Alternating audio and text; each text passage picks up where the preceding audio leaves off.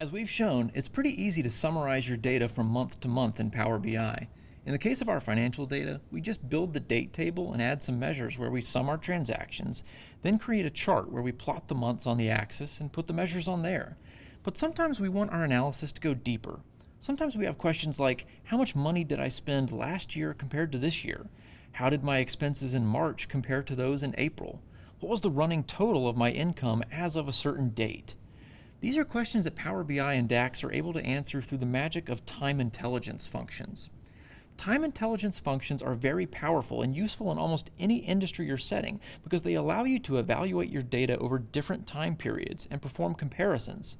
For instance, we might want to know year-to-date and quarter-to-date totals, or we want to do year-over-year comparisons so we can see how our numbers this year compared to the year before.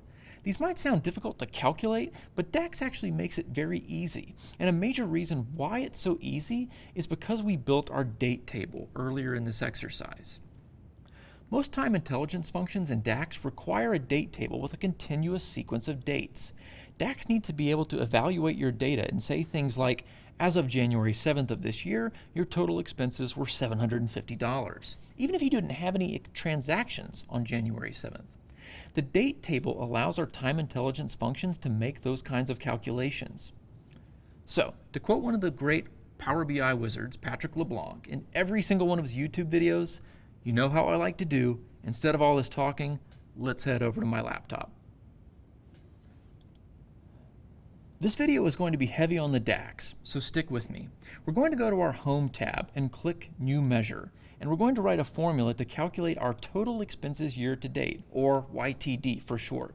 To do this, we're going to introduce you to two new functions.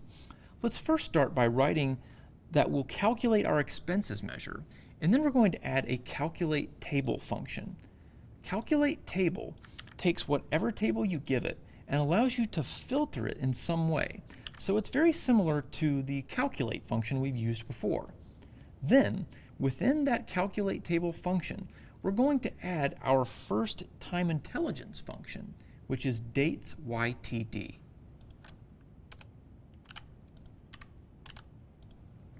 Dates YTD is a pretty simple function. It returns a column of dates for the year to date in whatever context we've set.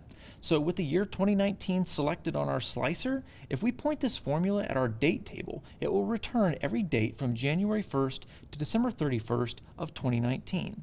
If we then change our slicer to the year 2018, dates YTD will return every date from January 1st to December 31st of 2018. It uses this changing set of dates to aggregate whatever measures we tell it to aggregate on a year-to-date basis, meaning it provides us with a running total. Let's write the measure so I can show you what I mean. Dates YTD has two arguments. In the first argument, we're telling our formula which column in our data model contains our list of continuous dates. So we'll add our date column. The second argument is optional, but it allows you to tell our formula which day is the last day of the year. This is good to know if you're trying to do calculations over fiscal years, as a lot of companies' fiscal years often end in the middle of the year, like June or July. In those cases, you would want to set this argument to something like 06/30 for June 30th. In our case, our years already end at 12/31, so this argument is redundant. I'm going to remove it, and our final formula looks like this. Now we'll complete our formula and add our new expenses YTD measure to our existing table.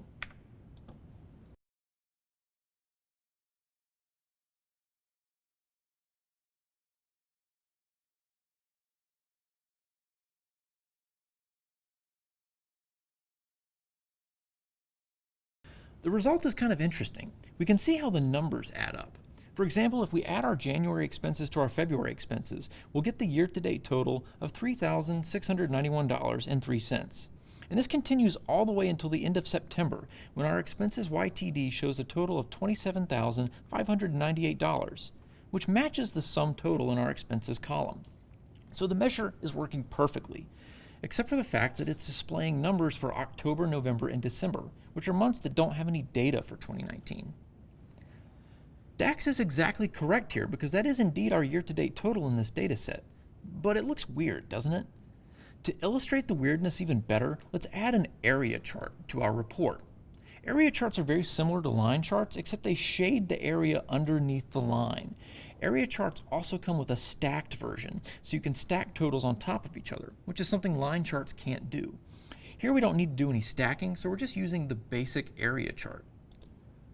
We're going to put month on our axis and add expenses YTD to the values and look at the result.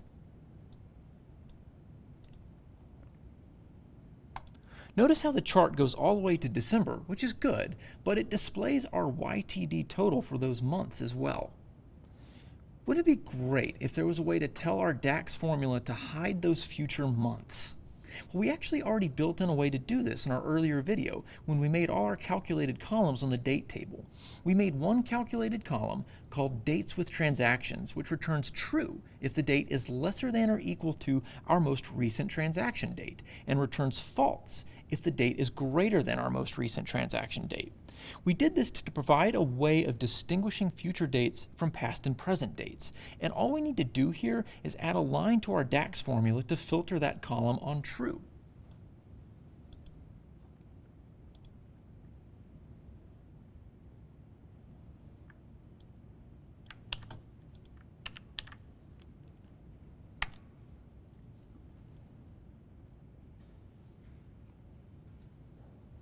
And voila! Our table and chart no longer show the data for October, November, and December. Now, let's create year-to-date measures for income and net income using the exact same pattern in DAX. And then, let's plot those new measures in our table. And finally, let's plot our income YTD measure on a new area chart. While I'm doing this, I'm going to adjust my colors a bit by making my income YTD chart green to symbolize money coming in, which is usually good, and I'll change my expenses YTD chart to red. This not only makes sense to our users, but it also ties our area charts in with our waterfall chart. There are almost 36 time intelligence functions in DAX. We don't have time to cover them all, and in truth, a lot of time intelligence functions are redundant. Dates YTD is one of the most useful of these functions because of its ability to return a table of dates in whatever context we're using in our report, which means we can partner it with our calculate and calculate table functions to create a wide variety of analytical formulas for our time series analysis. In the next video, we'll learn some new time intelligence functions that allow us to look back in time, so stay tuned.